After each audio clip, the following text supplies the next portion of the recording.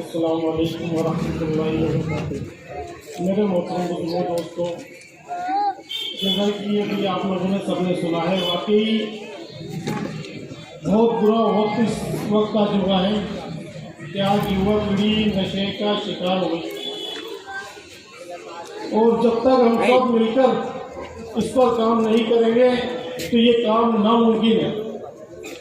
काम करने का अगर हम तरीका ढूंढें तो बहुत आसान है, और नहीं ढूंढेंगे तो भाई बहुत मुश्किल काम है। कोई अकेला आदमी कुछ नहीं कर सकता है।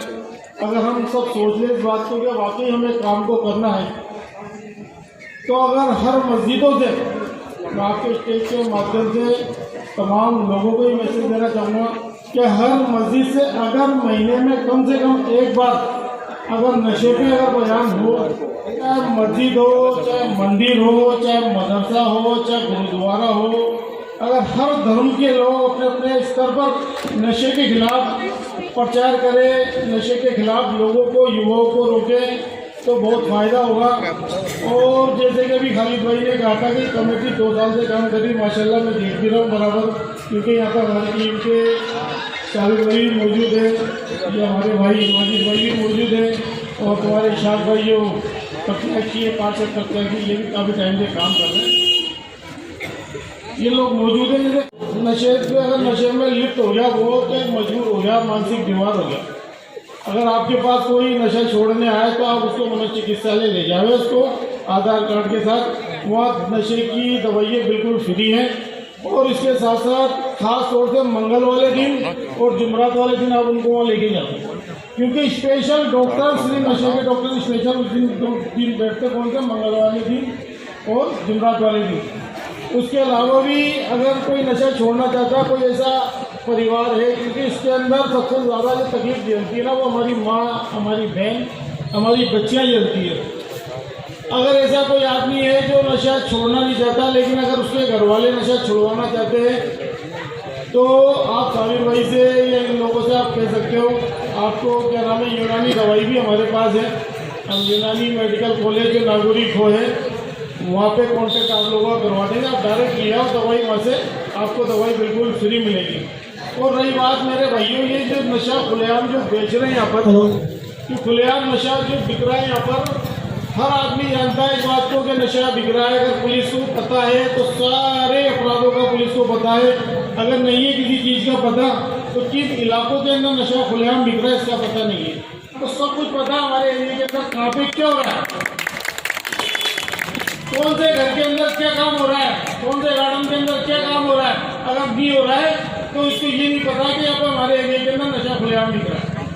हमारे एरिया के अंदर सबसे ज़्यादा जो नशा पनप रहा है ना, वो सबसे ज़्यादा जो जिम्मेदारी होती है ना, वो भीड़ अधिकारी की होती है। पुलिस काम क्यों नहीं कर रही? क्योंकि हम एक मुर्दार कौम वही पड़ी इस टाइम। अब जो मुर्दार कौम होती है ना, उनका पहुँचाने हाल कोई नहीं होता मेरे भाई। अगर हम सब जाग जाए, और सब जागने के बाद अगर थाने पे जाके एप्लीकेशन देवे किसी एक आदमी के खिलाफ, तो क्यों कार्रवाई नहीं होगी?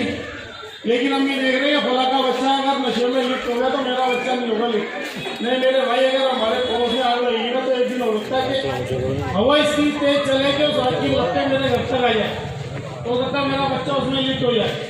और एक बार अगर किसी का बच्चा इसमें लिप्त हो गया, तो ये समझ लेना, हो सकता है कि वो आप भी हो सकते हो सकता है वो मैं भी हो सकता हूँ। अगर मेरा बच्चा इसमें लिप्त हो जाएगा तो समझ लो मेरी आने वाली नस्ल, मेरी आने वाली पीढ़ी पूरी तरीके से बर्बाद हो जाएगी। क्योंकि आज माशरे के अंदर हम देखें, तलाक, डिवोर्स के सबसे ज़्यादा जो केस हो रहे हैं ना, उसके पीछे हम उठा के देखें तो उसके पीछे जो है नशा है, अपराध सबसे बड़ा होता है। आज जयपुर में इतने कांड हो रहे हैं, बड़े बड़े कांड हमने पिछले दिनों में देखे होंगे। एक नई की लड़की का कांड हो गया था, जो एक बच्चे को अपहरण करा था, उसकी ये करा था, एक पुड़िया की 250 रुपये की पुड़िया के लिए बच्चा अपनी जान होगा बैठा। भट्टा बस्ती में बच्ची का बलात्कार हुआ तो पता चला कि वो करने वाला नशे का बेचने वाला था। अगर हम सब जाग जाएंगे ना भाई, किसी का बच्चा बच जाएगा, किसी का एक बच्चा बचेगा ना, तो उसकी पूरी नस्ल बच जाएगी। और अल्लाह की जिस शख्स ने पुलिस की दलाली की हो, या इन गुंडों की दलाली की हो, या इन नशेड़ियों को बस्तियों में लाया हो, हमारी नौजवान नस्ल को तबाह करने की अगर लकीरें और रास्ते बनाए हों, तो याद रखना कब्र में तो कीड़े पड़ेंगे, लेकिन कब्र में तुझ पर कोई फातिहा पढ़ने वाला भी नहीं होगा।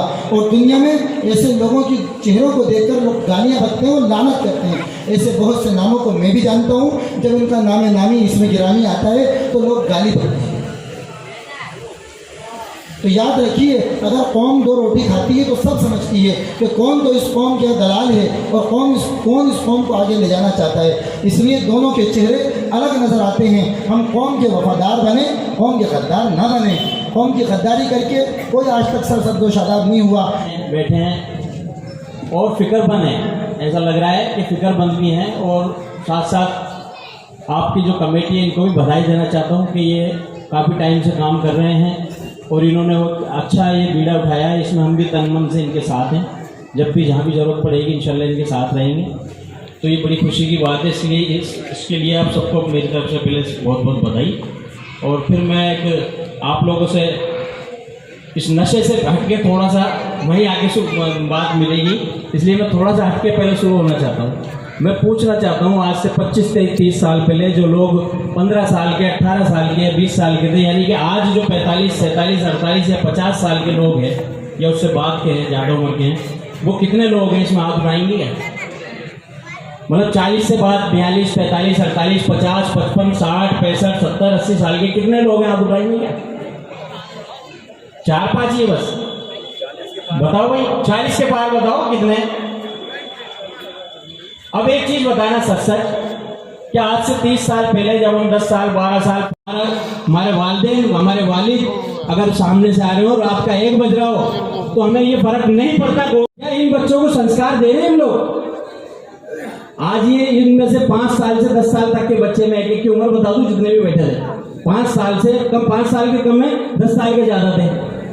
जब 10 साल की उम्र हो गई, अभी तक इन बच्चों को हम संस्कार नहीं दे रहे घरों में, तो कल 15-14 साल की उम्र में गलत काम करेगा तो हमारी बात कैसे मानेगा ये?